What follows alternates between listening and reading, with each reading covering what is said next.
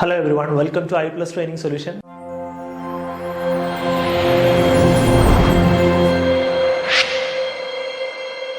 നമുക്കെല്ലാവർക്കും അറിയാം bank of ബറോഡയുടെ ഓഫീസ് അസിസ്റ്റന്റ് പോസ്റ്റ് വിളിച്ചിട്ടുണ്ടായിരുന്നു അല്ലേ. 500+ വേക്കൻസീസ് ആണ് റിപ്പോർട്ട് ചെയ്തിട്ടുള്ളത്.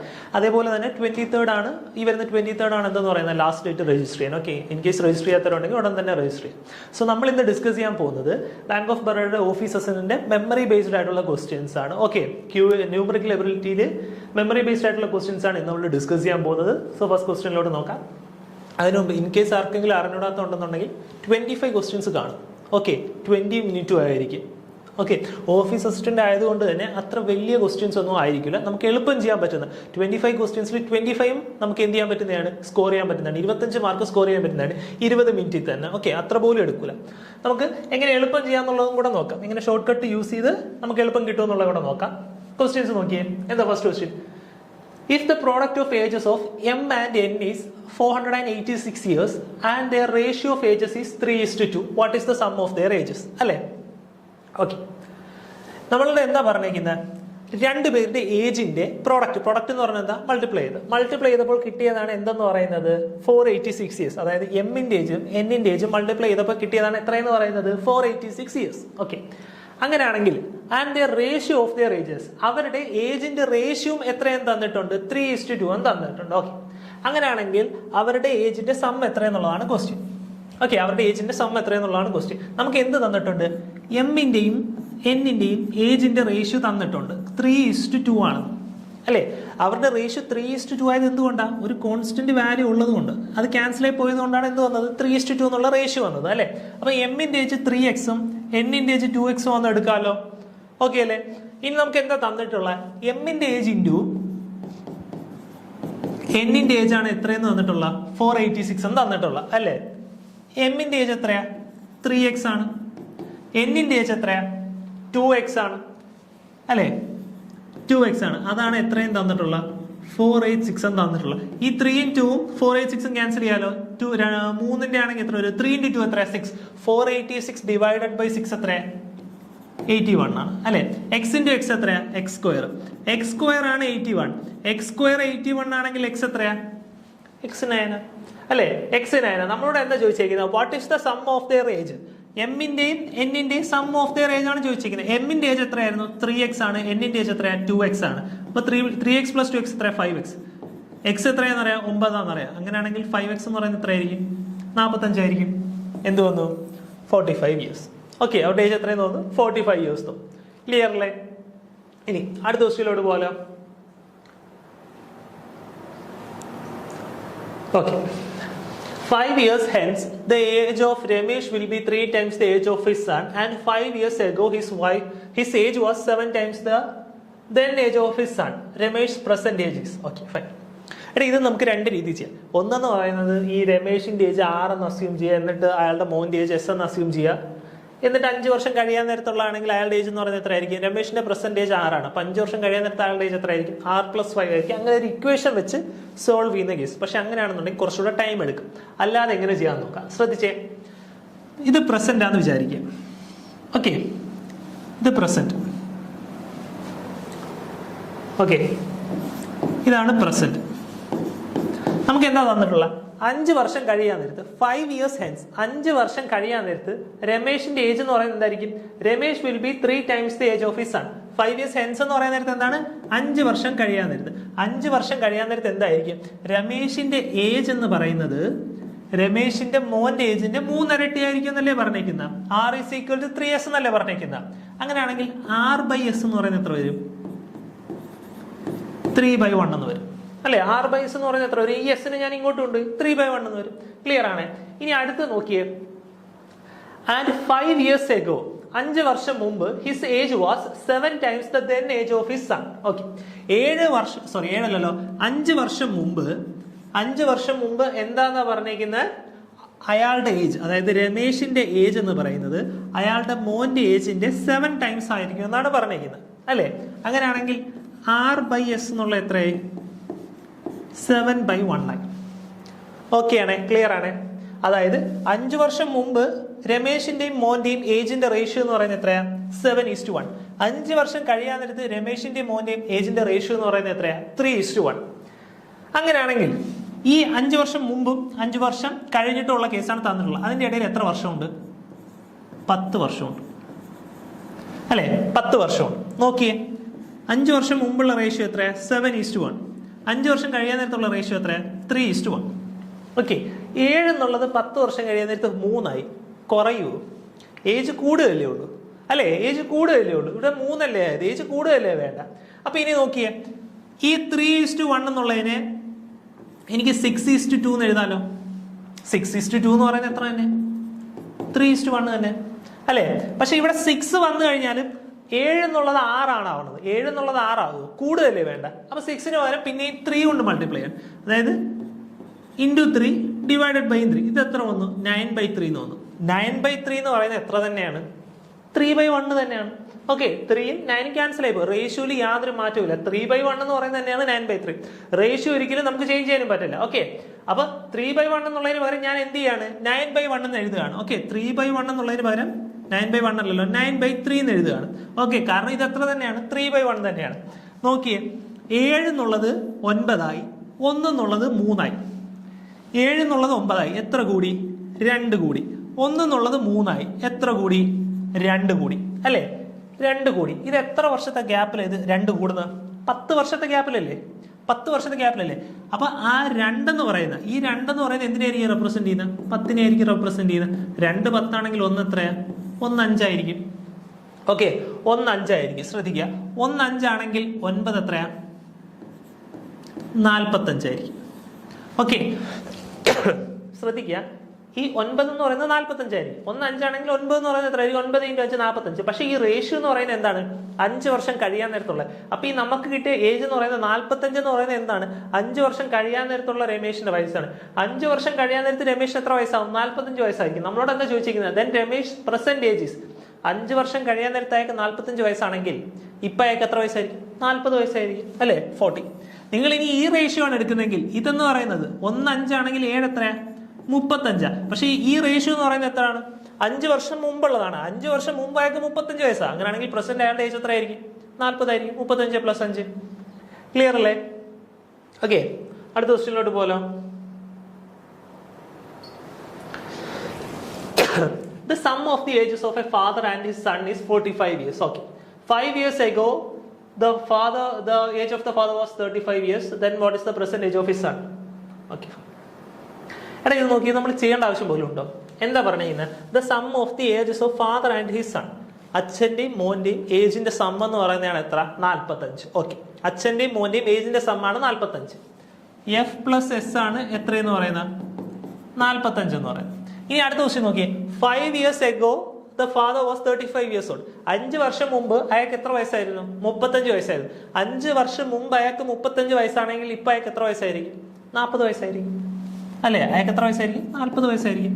അങ്ങനെയാണെങ്കിൽ അയാളുടെ മോൻ എത്ര വയസ്സായിരിക്കും? 5 വയസ്സായിരിക്കും അല്ലെ?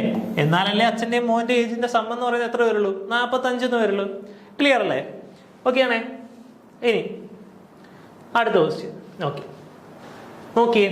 The population of a town in 1980 was 2,25,000. Okay, if its population increased in 2 successive decades by 10% in each decade, then the population of the town in 2000 was.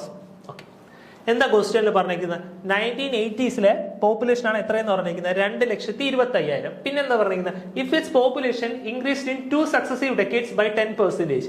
ഇത് എപ്പോഴും ശ്രദ്ധിക്കുക. എന്താ സംഭവിച്ചത്? 10 വർഷം കഴിയാൻ നേരത്ത് ഒരു 10% കൂടി, പിന്നെയും 10 വർഷം കഴിയാൻ നേരത്ത് പിന്നെ ഒരു 10% കൂടി. പിന്നെ നിങ്ങൾ തെറ്റിക്കുന്നത്, എല്ലാവരും തെറ്റിക്കുന്നതെന്ന് പറയുന്നത്, നിങ്ങൾ ആദ്യം ഇതിന്റെ ഒരു 10% എടുക്കും, പിന്നെ അത് 2 തവണയും ആഡ് ചെയ്യും. ഇതിന്റെ 10% എടുത്തിട്ട് 2 തവണയും ആഡ് ചെയ്യും. അത് തെറ്റാണ്. കാരണം എന്താ? 1980 1980 2,25,000 ആയിരുന്നു എന്തെന്ന് പറയുന്നത് അതിന്റെ പോപ്പുലേഷൻ എന്ന് പറയുന്നത്. പക്ഷേ 1990 ആയപ്പോൾ എന്ത് സംഭവിച്ചു? ഇതിന്റെ 10% കൂടി അല്ലെ? അതായത് 2,25,000 പ്ലസ് അതിന്റെ 10% ഉണ്ട്. അതാണ് അടുത്ത ഡെക്കേഡ് ആകുമ്പോൾ പിന്നെയും കൂടുന്നത്. അതല്ലാതെ 2,25,000 10% ആണോ കൂടുന്നത്? അല്ല, 2,25,000 10% 1990s കൂടിയത്. പിന്നെ 2,25,000 പ്ലസ് അതിന്റെ 10%, അത് ടോട്ടലിന്റെ 10% പിന്നെ എന്ത് ചെയ്യുന്നത്? 2000 ആകുമ്പോൾ കൂടുന്നത് അല്ലെ? ഇനി നിങ്ങൾ അത്രയും കണ്ടുപിടിക്കണ്ട. എന്താ പറഞ്ഞിരിക്കുന്നത് നോക്കിയേ. എന്ത് ചെയ്യാം? ആദ്യം 10% കൂടി, പിന്നെയും 10% കൂടി. സക്സസീവ് ഡിസ്കൗണ്ടിന്, സക്സസീവ് പെർസെൻറ്റേജിന് ഒരു ഫോർമുലയുണ്ട്. ഓക്കെ, സക്സസീവ് പെർസെൻറ്റേജിന് ഒരു ഫോർമുലയുണ്ട്. അതായത്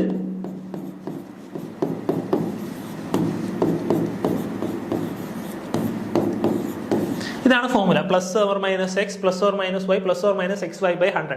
അതായത് കൂടുകയാണെന്നുണ്ടെങ്കിൽ പ്ലസ് ഇടുക, കുറയുകയാണെന്നുണ്ടെങ്കിൽ മൈനസ് ഇടുക. അതായിരിക്കും സക്സസീവ് ഡിസ്കൗണ്ട് എന്ന് പറയുന്നത്.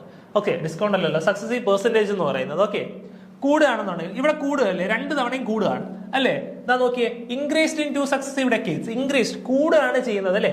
അപ്പൊ ആദ്യം ഒരു 10% കൂടി, പിന്നെ ഒരു 10 കൂടി അല്ലേ. അപ്പൊ +10 × 10 / 100.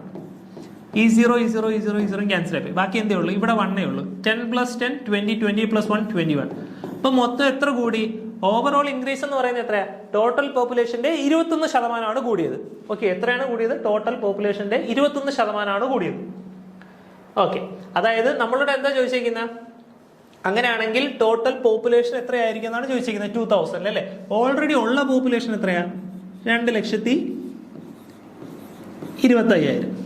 ഓക്കെ, 2,25,000. ഇനി നോക്കിയേ, ഇനി 2,25,000 ഇതിന്റെ 21% കൂടിയത് അല്ലേ.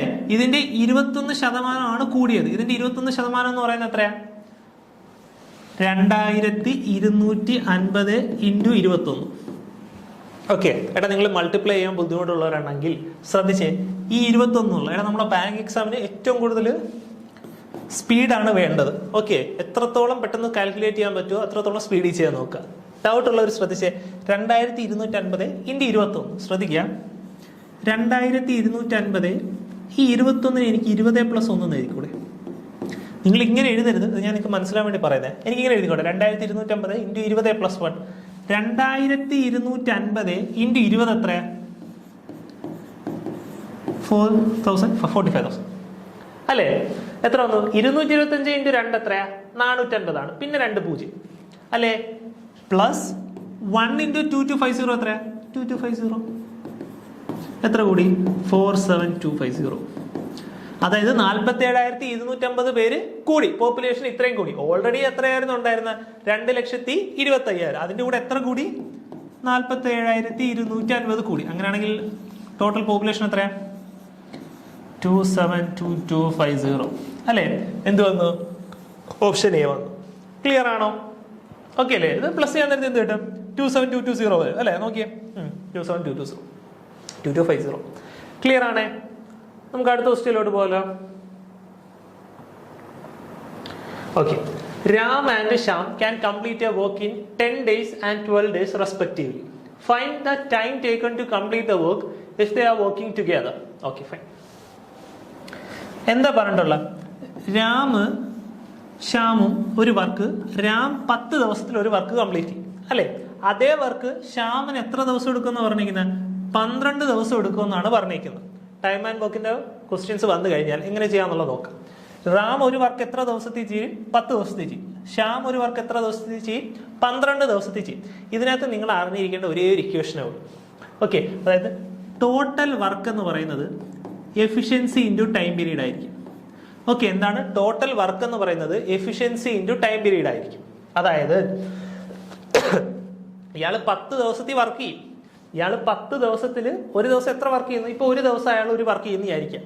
അങ്ങനെയാണെങ്കിൽ 10 ദിവസം അയാൾ വർക്ക് ചെയ്യുന്നുണ്ട്. രാമിന്റെ കേസാണ് പറയുന്നത്, ഒരു ദിവസം അയാൾ ഒരു വർക്ക് ചെയ്യുന്നതായിരിക്കാം. അങ്ങനെയാണെങ്കിൽ അയാൾ 10 ദിവസം വർക്ക് ചെയ്യുന്നുണ്ട്. അയാളുടെ ടോട്ടൽ വർക്ക് എന്ന് പറയുന്നത് എത്രയായിരിക്കും? 10 ആയിരിക്കും. 1 × 10. അയാളുടെ എഫിഷ്യൻസി എത്ര? 1 ആണ് അല്ലെ. ഒരു ദിവസം അയാൾ എത്ര വർക്ക് ചെയ്യുന്നുള്ളൂ? ഒരു വർക്ക് ചെയ്യുന്നുള്ളൂ. Into time period. Time period എത്ര? 10 ആണ്. അപ്പൊ ടോട്ടൽ വർക്ക് എന്ന് പറയുന്നത് എന്താണ്? എഫിഷ്യൻസി ഇൻറ്റു ടൈം പീരീഡ് ആണ്. ഓക്കെ, ഇനി ശ്രദ്ധിക്കുക, രാം ഒരു ദിവസം എത്ര വർക്ക് ചെയ്യുമെന്ന് പറഞ്ഞത് അറിയില്ല. നമുക്ക് എന്താ തന്നിട്ടുള്ള? രാം ഒരു വർക്ക് 10 ദിവസത്തിൽ കംപ്ലീറ്റ് ചെയ്യും. ശ്യാം ഒരു വർക്ക് 12 ദിവസത്തിലും കംപ്ലീറ്റ് ചെയ്യും. ഇനി നമ്മൾ എന്ത് ചെയ്യണമെന്ന് വെച്ച് കഴിഞ്ഞാൽ 10ന്റെയും 12ന്റെയും LCM എടുക്കുക. ഓക്കെ, നിങ്ങൾ LCM എടുക്കാൻ പറയുന്നതിന്റെ കാരണം എന്താണെന്ന് വെച്ച് കഴിഞ്ഞാൽ കുറച്ചും കൂടെ പെട്ടെന്ന് കിട്ടാൻ വേണ്ടിയിട്ടാണ്. ഓക്കെ, മറിച്ച് നിങ്ങൾ ഏത് വാല്യൂ ഇട്ട് കൊടുത്തു കഴിഞ്ഞാലും നിങ്ങൾ ടോട്ടൽ വർക്ക് എത്രയെന്ന് അസ്യൂം ചെയ്താലും നിങ്ങൾക്ക് ആൻസർ കിട്ടും. ഇപ്പോൾ ഉദാഹരണത്തിന് 1 2 എത്ര വേണോ നിങ്ങൾക്ക് ടോട്ടൽ വർക്ക് അസ്യൂം ചെയ്യാം. പക്ഷേ കിട്ടാനുള്ള എളുപ്പത്തിന് വേണ്ടി ഈ 10ന്റെയും 12ന്റെയും LCM ആണ് ടോട്ടൽ വർക്ക് എന്ന് വിചാരിക്കുക. 10ന്റെയും 12ന്റെ LCM എത്ര വരും? 60 വരും അല്ലേ. 60 ആണ് LCM എന്ന് വിചാരിക്കുക. 60 LCM കിട്ടി. സോറി, ഇനി ടോട്ടൽ വർക്ക് 60 ആയിട്ട് അസ്യൂം ചെയ്യാം. LCM എനിക്ക് 60 എന്ന് വന്നല്ലോ, അതാണ് എന്തെന്ന് പറയുന്നത് എൻ്റെ ടോട്ടൽ വർക്ക് എന്ന് പറയുന്നത്. ടോട്ടൽ വർക്ക് എത്രയായി? 60. ഇനി നോക്കിയേ, ഇതെന്താണ്? ടൈം പീരീഡ് ആണ്. ഇതെന്താണ്? ടോട്ടൽ വർക്കാണ്. അങ്ങനെയാണെങ്കിൽ എഫിഷ്യൻസി എത്രയാണ്?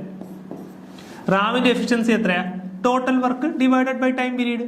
ടോട്ടൽ വർക്ക് എത്രയാ? 60. 60 ഡിവൈഡഡ് ബൈ 10 6. ഷാമിന്റെ എഫിഷ്യൻസി എത്ര? 60 ഡിവൈഡഡ് ബൈ 12 5. ഇനി നമ്മളോട് ക്വസ്റ്റ്യൻ ചോദിച്ചിരിക്കുന്നത് എന്താ? Find the time taken to complete the work if they are working together. അവർ രണ്ടുപേരോട് ഒരുമിച്ചാൽ എത്ര സമയത്തിൽ വർക്ക് തീരും എന്നുള്ളതാണ് ചോദ്യം, അല്ലേ? ഇനി ശ്രദ്ധിക്കുക, ഇക്വേഷൻ നേരത്തെ പോലെ total work is equal to efficiency into time period, അല്ലേ? ഇനി ശ്രദ്ധിച്ചേ, ടോട്ടൽ വർക്ക് എത്രയെന്നറിയാം? 60 അറിയാം. ഇനി അവർ രണ്ടുപേരുടെ ഒരുമിച്ചാണ് വർക്ക് ചെയ്യുന്നത്. റാമിന്റെ എഫിഷ്യൻസി എത്രയാണ്? റാം ഒരു ദിവസം 6 വർക്ക് ചെയ്യും, ഷ്യാം ഒരു ദിവസം 5 വർക്ക് ചെയ്യും. അങ്ങനെയാണെങ്കിൽ ഒരുമിച്ച് അവർ എത്ര വർക്ക് ചെയ്യും? 11 വർക്ക് ചെയ്യും. 6 + 5 അല്ലേ? 11 വർക്ക് ചെയ്യത്തില്ലേ? അപ്പോൾ എഫിഷ്യൻസി എന്ന് പറയുന്നത് എത്രയായി? 11 11 ഇൻറ്റു ടൈം പീരീഡ്. ഓക്കെ, അങ്ങനെയാണെങ്കിൽ ടൈം പീരീഡ് എന്ന് പറയുന്നത് എത്രയാണ്? 60 divided by 11. Okay, option C വന്നു. ഓക്കെ, അവർക്ക് എത്ര സമയം എടുക്കും? 16/11 ഡേയ്സ് എടുക്കും. എന്തിന്? അവർ രണ്ടുപേരുടെ ഒരുമിച്ചാൽ ഈ വർക്ക് കംപ്ലീറ്റ് ചെയ്യാൻ. ഓക്കെ, ക്ലിയർ ആണോ? എടാ, ചിലര് കോമൺലി തെറ്റിക്കുന്നത് ഇയാൾക്ക് 10 ദിവസവും ഇയാൾക്ക് 12 ദിവസമാണ് വർക്ക് കംപ്ലീറ്റ് ചെയ്യാൻ. പക്ഷെ ഒരുമിച്ച് ചെയ്ത് കഴിഞ്ഞാൽ 10 + 12 22 ദിവസം എഴുതി വെക്കുന്നുണ്ട്. ഓക്കെ, അത് തെറ്റാണ്. ഓക്കെ, ഇയാൾക്ക് 10 ദിവസം എടുക്കുള്ളൂ, ഇയാൾക്ക് 12 ദിവസം എടുക്കുള്ളൂ. അപ്പോൾ ഒരുമിച്ച് ചെയ്താൽ കഴിഞ്ഞാൽ 22 ദിവസം എടുക്കും, കുറവ് ദിവസമല്ലേ എടുക്കുള്ളൂ. ഓക്കെ, അതെപ്പോഴും ഓർക്കുക, തെറ്റിക്കരുത്. ഇനി ടൈം ആൻഡ് വർക്കിന്റെ അടുത്തൊരു ക്വസ്റ്റ്യൻ നോക്കാം. A and B can do a job in 14 days and 18 days respectively. A work alone for 6 days and leaves. The number of days required by B to complete the remaining job is. Okay, നേരത്തെ പോലെ തന്നെ എന്താ നമുക്ക് തന്നിട്ടുള്ള?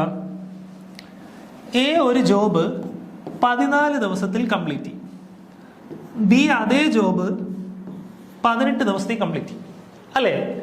A എന്താണ്? 14 ദിവസത്തിൽ complete ചെയ്യും, B എന്താണ്? 18 ദിവസത്തിൽ കംപ്ലീറ്റ് ചെയ്യും. അങ്ങനെയാണെങ്കിൽ ടോട്ടൽ വർക്ക് എന്ന് പറയുന്നത് എത്രയാണ്? ടോട്ടൽ വർക്ക് എന്ന് പറയുന്നത് ഞാൻ നേരത്തെ പറഞ്ഞു, അതിന്റെ LCM എടുക്കാം.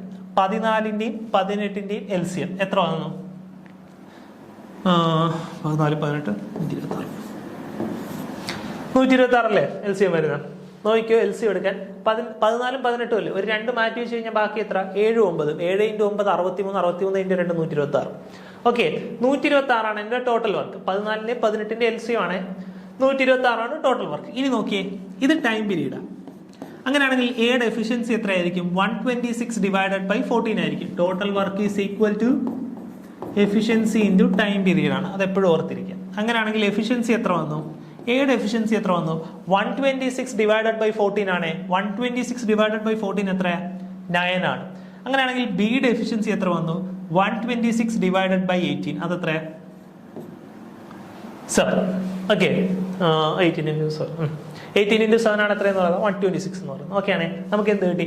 എയുടെ എഫിഷ്യൻസിയും കിട്ടി, ബിയുടെ എഫിഷ്യൻസിയും കിട്ടി. ഇനി ചോദിച്ചിരിക്കുന്ന ചോദ്യം എന്താ? A work alone for 6 days and leaves. A ഒറ്റയ്ക്ക് എത്ര ദിവസം വർക്ക് ചെയ്തു? 6 ദിവസം വർക്ക് ചെയ്തു. എന്നിട്ട് എന്ത് ചെയ്യാണ്? അയാൾ നിർത്തിപ്പോയി. The number of days required by B to complete the remaining jobs. അങ്ങനെയാണെങ്കിൽ ബാക്കിയുള്ള വർക്ക് കംപ്ലീറ്റ് ചെയ്യാൻ ബിക്ക് എത്ര ദിവസം എടുക്കും എന്നുള്ളതാണ് ചോദ്യം, അല്ലേ? എ ഒരു ദിവസം എത്ര വർക്ക് ചെയ്യും? 9 വർക്ക് ചെയ്യും. എ എത്ര ദിവസത്തേക്കാണ് വർക്ക് ചെയ്തത്? A works alone for 6 days. 6 ദിവസത്തേക്കാണ് എന്ത് ചെയ്തത്? എ വർക്ക് ചെയ്തത്. എ ഒരു ദിവസം 9 വർക്ക് ചെയ്യുമെങ്കിൽ 6 ദിവസം എത്ര വർക്ക് ചെയ്യും? 6 × 9 വർക്ക് ചെയ്യും, അതായത് 54 വർക്ക് ചെയ്യും, അല്ലേ? എത്ര വർക്ക് ചെയ്യും? 54 വർക്ക് ചെയ്യും. ഓക്കെ, 6 ദിവസം കഴിഞ്ഞ് എ പോയി, 54 വർക്ക് കംപ്ലീറ്റ് ആയി. ടോട്ടൽ വർക്ക് എത്ര? 126. 126ൽ 54 വർക്ക് കംപ്ലീറ്റ് ആയി. ബാക്കി എത്ര വർക്കുണ്ട്? 126ൽ നിന്ന് 56 പോയി കഴിഞ്ഞാൽ ബാക്കി എത്ര? 54 അല്ലേ? 72 വർക്ക്. ഇനി 72 വർക്കും ആരാ ചെയ്യാൻ പോകുന്ന? ബി ആണ് ചെയ്യേണ്ടത്. 72 വർക്ക് ചെയ്യാൻ ഇനി ബിക്ക് എടുക്കുന്ന സമയമാണ് നമ്മുടെ ചോദ്യം, അല്ലേ? നേരത്തെ പോലെ total work is equal to efficiency into time period. Work എത്രയാ? റിമൈനിങ് വർക്ക് എത്രയാ? 72 ആണ്. 72 ഈസ് ഈക്വൽ ടു എഫിഷ്യൻസി എത്രയാ? ബിയുടെ എഫിഷ്യൻസി 7 ആണെന്ന് പറയാം. 7 × ടൈം പീരീഡ്. അപ്പൊ time period is equal to 72 divided by 7. അതെന്ത് തോന്നുന്നു? 10 2/7. ഓപ്ഷൻ ബി 10 2/7 ഡേയ്സ് എടുക്കും. ഓക്കെ, ക്ലിയർ ആണോ? അടുത്ത ക്വസ്റ്റ്യനിലോട്ട് പോകാലോ. നോക്കിയേ, 16 men can do a piece of work in 5 days. The number of men required to complete the same work in 20 days is. അല്ലേ? എന്താ പറഞ്ഞിരിക്കുന്നത്? 16 മെന്നിന് ഒരു വർക്ക് കംപ്ലീറ്റ് ചെയ്യാൻ 5 ദിവസം എടുക്കും അല്ലേ? 16 മെന്നിന് ഒരു വർക്ക് കംപ്ലീറ്റ് ചെയ്യാൻ 5 ദിവസം എടുക്കും. Okay, the number of men required to complete the same work in 20 days. അങ്ങനെയാണെങ്കിൽ the number of men required to complete the same work. അതേ വർക്ക് 20 ദിവസത്തിൽ കംപ്ലീറ്റ് ചെയ്യാൻ എത്ര മെൻ വേണം എന്നുള്ളതാണ് ക്വസ്റ്റ്യൻ അല്ലേ? എത്ര മെൻ വേണം എന്നുള്ളതാണ് ക്വസ്റ്റ്യൻ. Okay, fine. ഇതും നിങ്ങൾക്ക് 2 രീതിയിൽ ചെയ്യാം. ഒരു ഇക്വേഷൻ ഉണ്ട്, അത് നിങ്ങൾ ഓർത്ത് വെച്ചാൽ മതി. പക്ഷെ അതിന് മുമ്പ് അല്ലാതെ എങ്ങനെ ചെയ്യാൻ നോക്കാം. അതിനുശേഷം ഞാൻ ഇക്വേഷൻ പറഞ്ഞുതരാം. നോക്കിയേ, നിങ്ങൾ ആദ്യം എന്ത് ചെയ്യണമെന്ന് വെച്ച് കഴിഞ്ഞാൽ 16 മെൻ 5 ദിവസത്തിൽ വർക്ക് കംപ്ലീറ്റ് ചെയ്യും അല്ലേ? അപ്പൊ നിങ്ങൾ ടോട്ടൽ വർക്ക് എന്ത് ചെയ്യണമെന്ന് വെച്ച് കഴിഞ്ഞാൽ ടോട്ടൽ വർക്ക് ഈ 16 × 5 ആയിട്ട് അസ്യൂം ചെയ്യാം. ഓക്കെ, അത് എന്തിനാന്നുള്ള പറയാം. 16 × 5 എത്രയാ? 80 ആണ്. ഓക്കെ, അതും നിങ്ങൾക്ക് നിർബന്ധമില്ല 80 തന്നെ ഇത് ചെയ്യണം എന്നുള്ളത്. ഓക്കെ, ഞാൻ എളുപ്പത്തിന് വേണ്ടി പറയുന്നുള്ളൂ. 80 ആയിട്ട് അസ്യൂം ചെയ്യാം. അപ്പൊ ടോട്ടൽ വർക്ക് എന്ന് പറയുന്നത് എത്രയാ? 80 ആണ്. അങ്ങനെയാണെങ്കിൽ 16 മെന്നിന്റെ എഫിഷ്യൻസി എത്രയായിരിക്കും? Total work is equal to efficiency into time period ആണ്. ഓക്കെ, അങ്ങനെയാണെങ്കിൽ ടോട്ടൽ വർക്ക് എത്രയാണ് ഞാൻ അസ്യൂം ചെയ്ത? 80 ആണ്. 80 is equal to efficiency into time period. Time period എത്രയാ? 5 ആണ്. അങ്ങനെയാണെങ്കിൽ എഫിഷ്യൻസി എത്ര വന്നു? 80 ഡിവൈഡഡ് ബൈ 5 എത്ര? 60. 16 മെന്നിന്റെ എഫിഷ്യൻസി ആണ് 60. അതായത് 16 മെന്നിന്റെ എഫിഷ്യൻസി 16 ആണെങ്കിൽ ഒരു മെന്നിന്റെ എഫിഷ്യൻസി എത്ര ആയിരിക്കും? 16 മെൻ 16 വർക്ക് ചെയ്യും. അങ്ങനെയാണെങ്കിൽ ഒരു മെൻ എത്ര വർക്ക് ചെയ്യും? ഒരു വർക്ക് ചെയ്യും അല്ലേ? ഒരു മെന്നിന്റെ എഫിഷ്യൻസി എന്ന് പറയുന്നത് എത്രയാ? 1 ആണ്. ഇനി ശ്രദ്ധിക്കുക, നമ്മളോട് ക്വസ്റ്റ്യൻ എന്താ ചോദിച്ചേക്കുന്നത്? എത്ര മെൻ ഉണ്ടെങ്കിൽ 20 ദിവസത്തിൽ വർക്ക് കംപ്ലീറ്റ് ചെയ്യുന്നല്ലേ ചോദിച്ചേക്കുന്ന. ഒരു മെൻ എത്ര വർക്ക് ചെയ്യും? ഒരു വർക്ക് ചെയ്യും. അങ്ങനെയാണെങ്കിൽ എക്സ് മെൻ എത്ര വർക്ക് ചെയ്യും? എക്സ് വർക്ക് ചെയ്യും. എത്ര ദിവസത്തില്? 20 ദിവസത്തിൽ. എത്ര വർക്ക് കംപ്ലീറ്റ് ചെയ്യണം എന്ന് പറഞ്ഞിരിക്കുന്ന? 80 വർക്ക്. അങ്ങനെയാണെങ്കിൽ എക്സ് എത്ര? 80 ഡിവൈഡഡ് ബൈ 20 എത്ര? 4. എത്ര വന്നു? എക്സ് ഈസ് ഈക്വൽ ടു 4 എന്ന് വന്നു. ഓക്കെ, ക്ലിയർ ആണ്. ഇനി ഒരു ഇക്വേഷൻ കൂടെ ഉണ്ട്, അതും കൂടെ ജസ്റ്റ് ഒന്ന് ഓർത്തിരിക്കുക. എന്താന്ന് വെച്ച് കഴിഞ്ഞാൽ if M1 men completes a W1 work in T1 hours. Okay, T1 hours. Wait. T1 hours നടക്കണ്ട. In T1 days നടത്തും. In T1 days in H1 hours. Okay, എന്താണ്? M1 men W1 work T1 അവേഴ്സിൽ H1 hours spend ചെയ്ത് complete ചെയ്യുമെന്ന് വിചാരിക്കുക.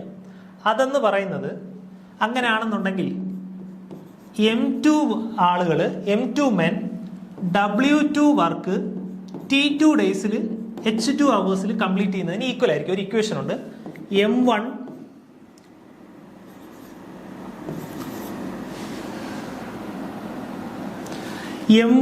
T1 into H1 divided by W1 എന്ന് പറയുന്നത് M2 T2 into H2 divided by W2 equal ആയിരിക്കും. Condition എന്ത് മാത്രമാണ്? മെന്നിന്റെ എഫിഷ്യൻസി സെയിം ആയിരിക്കണം. ഓക്കെ, കണ്ടീഷൻ എന്താണ്? മെന്നിന്റെ എഫിഷ്യൻസി സെയിം ആയിരിക്കണം. ഇവിടുത്തെ കേസിൽ മെന്നിന്റെ എഫിഷ്യൻസി സെയിം അല്ലേ? നമുക്ക് ഇവിടുത്തെ കേസിൽ H1 തന്നിട്ടുണ്ടോ? H1 തന്നിട്ടില്ല, ഹവേഴ്സ് ആണ്. ഹവേഴ്സ് തന്നിട്ടില്ലെങ്കിൽ ഇല്ലെന്നങ്ങ് വിചാരിച്ചാൽ, അതായത് M1 T1 divided by W1 എന്ന് പറയുന്നത് എന്തിന് ഈക്വൽ ആയിരിക്കും? M2 T2 divided by W2 equal ആയിരിക്കും. M1 എത്രയാ? 16 മെൻ ആണ്. എത്ര ദിവസം എടുക്കും? T1 days, 5 days. ഒരു വർക്ക് ചെയ്യാൻ, ആ വർക്കാണ് W1 is equal to M2 men. M2 ആണ് കണ്ടുപിടിക്കേണ്ടത് അല്ലേ? M2 into T2 days. എത്ര ദിവസമാണ്? 20 ദിവസം ഡിവൈഡഡ് ബൈ സെയിം വർക്ക് അല്ലേ? Complete the same work. അപ്പൊ ഇവിടെയും W1 ആണെങ്കിൽ ഇവിടെ എന്തായിരിക്കും? W1 ആയിരിക്കും. W1 ക്യാൻസൽ ആയി. ഇനി ഇവിടെയും ക്യാൻസൽ ചെയ്യാലോ. 5 20 ക്യാൻസൽ ആയി, 4 16 ക്യാൻസൽ ആയി. എത്ര വന്നു? എത്ര മെൻ വേണം എന്നുള്ള വന്നു? M2 എന്നുള്ള എത്രയായി? 4 ആയി. ഓപ്ഷൻ എന്ത് വന്നു? ഓപ്ഷൻ ബി വന്നു. ഓക്കെ, ക്ലിയർ ആയോ? ഓക്കെ, സോ ഇന്നത്തെ ക്ലാസ് എന്ന് പറയുന്നത് ഇത്രേ ഉള്ളൂ. Okay, thank you.